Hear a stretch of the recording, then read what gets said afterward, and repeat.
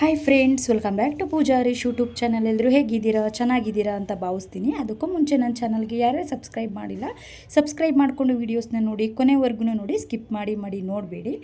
ಪೂಜಾರೀಶ್ ಚಾನಲ್ಗೆ ಸಪೋರ್ಟ್ ಮಾಡಿ. ನಾನಿವತ್ತು ಶೇರ್ ಮಾಡ್ತಿರೋ ರೆಸಿಪಿ ಬಂದು ಒಣ ಚರ್ಮುರಿ ರೆಸಿಪಿನ ಶೇರ್ ಮಾಡ್ತಿದ್ದೀನಿ. ಇನ್ನೇನು ಮಳೆ ಸ್ಟಾರ್ಟ್ ಆದರೆ ಸಂಜೆ ಟೈಮಲ್ಲಿ ಏನಾದರೂ ಸ್ನ್ಯಾಕ್ಸ್ ಇರಬೇಕಲ್ವ ತಿನ್ನೋದಕ್ಕೆ ಅನಿಸುತ್ತೆ.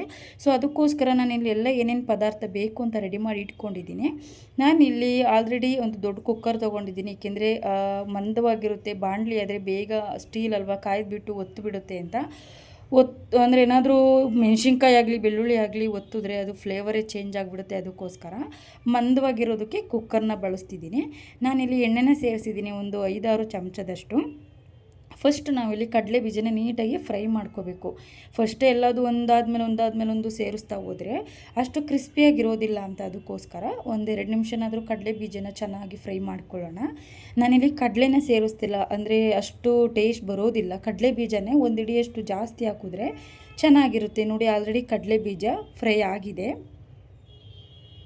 ಒಂದು ಬೌಲ್ಗೆ ನಾನಿಲ್ಲಿ ಎತ್ತಿಡ್ಕೊಳ್ತಿದ್ದೀನಿ. ಮತ್ತು ನಾನಿಲ್ಲಿ ಹಸಿ ಕರಿಬೇವಿನ ಸೊಪ್ಪನ್ನು ಕೂಡ ಫ್ರೈ ಮಾಡಿ ತೆಗೆದಿಡ್ಕೋತೀನಿ. ತೆಗೆದಿಡೋದು ಏನಕ್ಕೆ ಅಂದರೆ ಹಾಗೇ ಸೇರಿಸ್ಬೋದು, ಬಟ್ ಆದರೆ ತೆಗೆದಿಟ್ರೆ ನೀವು ಎಲ್ಲಾದರೂ ಔಟಿಂಗ್ ಹೊರಗಡೆ ಹೋದಾಗ ಏನಾದರೂ ಈ ಥರ ಹೊರಗಡೆ ಚರ್ಮುರಿ ಕೊಡ್ತಾರಲ್ವ, ಅದು ನೋಡಿ ಕರಿಬೇವಿನ ಸೊಪ್ಪು ಫುಲ್ಲು ಮುಟ್ಟೋದಕ್ಕೆ ಮುರು ಅಂತಿರುತ್ತೆ, ಆ ಟೈಪ್. ಏಕೆಂದರೆ ಈ ಥರ ಎಕ್ಸ್ಟ್ರಾ ಅವರು ತೆಗೆದಿಟ್ಟು ಎಲ್ಲ ಹುರ್ಕೊಂಡು ಆಮೇಲೆ ಮಾಡ್ತಾರೆ. ಸೊ ನಾನು ಹಾಗೇನೆ ನಾನಿಲ್ಲಿ ತೆಗೆದಿಟ್ಟಿದ್ದೀನಿ ಕರಿಬೇವಿನ ಸೊಪ್ಪನ್ನು ಕೂಡ ಫ್ರೈ ಮಾಡಿ. ನೆಕ್ಸ್ಟ್ ನಾನಿಲ್ಲಿ 1-2 ಹಿಡಿಯಷ್ಟು ನಾನಿಲ್ಲಿ ಕೊಬ್ಬರಿನ ಕೂಡ ಫ್ರೈ ಮಾಡ್ಕೊತಿದ್ದೀನಿ. ಸ್ವಲ್ಪ ನಾನಿಲ್ಲಿ ಕೊಬ್ಬರಿನ ಜಾಸ್ತಿ ಫ್ರೈ ಮಾಡ್ಕೊಂಡಿದ್ದೀನಿ ಅಂದರೆ ಕ್ರಿಸ್ಪಿಯಾಗಿರುತ್ತೆ ತಿನ್ನೋದಕ್ಕೆ ಅಂತ.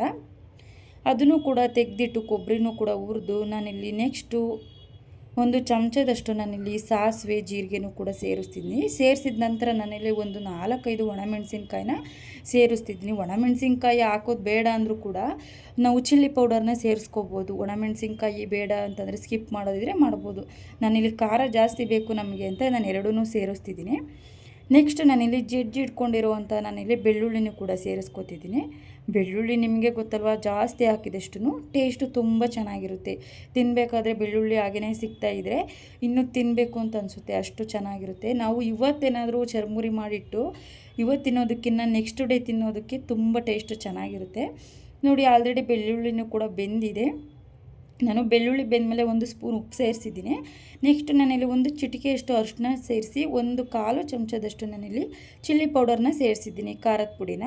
ಸ್ವಲ್ಪ ಖಾರ ಬೇಕು, ಅದಕ್ಕೋಸ್ಕರ ನೀವು ಖಾರದ ಪುಡಿನ ಕೂಡ ನೀವು ಆಪ್ಷನಲ್ ಅಂದರೆ ಸ್ಕಿಪ್ ಮಾಡ್ಬೋದು. ಒಣಮೆಣಸಿನ್ಕಾಯಿನೂ ಕೂಡ ಹಾಕ್ಕೋಬೋದು. ಮತ್ತು ನಾನು ಸ್ವಲ್ಪ ಉಪ್ಪನ್ನ ಇನ್ನೊಂದು ಅರ್ಧ ಚಮಚದಷ್ಟು ಸೇರಿಸ್ಕೊತಿದ್ದೀನಿ. ನೆಕ್ಸ್ಟ್ ನೋಡಿ, ಇಲ್ಲಿ ಮಂಡಕ್ಕಿ ಅಂದರೆ ಪೂರಿನ ಸೇರಿಸ್ತಿದ್ದೀನಿ. ನಾವು ಊರಿಗೆ ಹೋದರೆ ಈ ಥರ ಚೀಲನೇ ತಂದಿಡ್ಕೋತೀವಿ, ಪೂರಿ ತಿಂಡಿಗಾಗಲಿ ಚರ್ಮುರಿಗಾಗಲಿ ಯೂಸ್ ಆಗುತ್ತೆ ಅಂತ. ನೋಡಿ, ಸ್ಟವ್ನ ಲೋ ಫ್ಲೇಮಲ್ಲೇ ಇಟ್ಟು ನಾನಿಲ್ಲಿ ಎಲ್ಲ ಹುರಿದಿರೋವಂಥ ಪದಾರ್ಥನ ಸೇರಿಸ್ತಿದ್ದೀನಿ. ಚೆನ್ನಾಗಿ ಕೈ ಆಡ್ಕೋಬೇಕು. ಪುರಿ ನೀಟಾಗಿ ಅಂದರೆ ಫುಲ್ಲು ಗರಿ ಕರುಮ್ ಅನ್ನೋ ರೀತಿ ನಾವು ನೀಟಾಗಿ ಫ್ರೈ ಮಾಡಿಕೊಂಡು ಲಾಸ್ಟಿಗೆ ಉಪ್ಪು ನೋಡಿಕೊಂಡು ಸ್ಟವ್ನ ಆಫ್ ಮಾಡಬೇಕು. ನೋಡಿ, ರೆಡಿ ಆಯಿತು ಒಣ ಚರ್ಮುರಿ. Thank you so much.